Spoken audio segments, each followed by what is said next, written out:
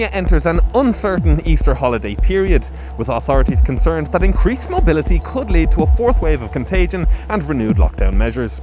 This is Catalan News in 100 seconds.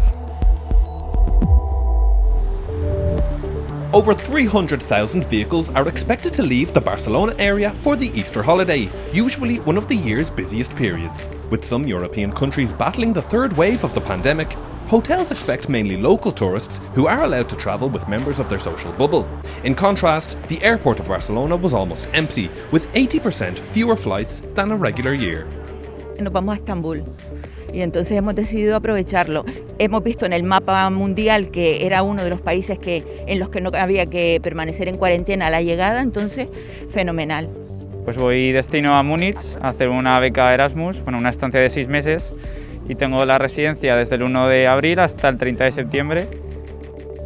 Catalonia inoculated more than 80,000 people with a COVID jab on Wednesday, a new daily record since vaccination started 3 months ago. However, figures from Spain's health ministry show that Catalonia has vaccinated only half of its population over the age of 80 with 1 dose. Google has become the latest and biggest tech firm to cancel its in-person attendance of the Mobile World Congress, due to be held in Barcelona next summer.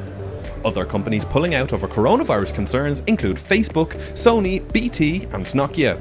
After cancelling the previous edition and delaying this year's event, organisers assure the fair can be held safely.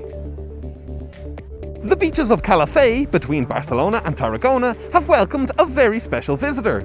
The Kentish plover, or corriol camanegre as it is known in Catalan, have returned for a second year straight after 3 decades since their last nesting.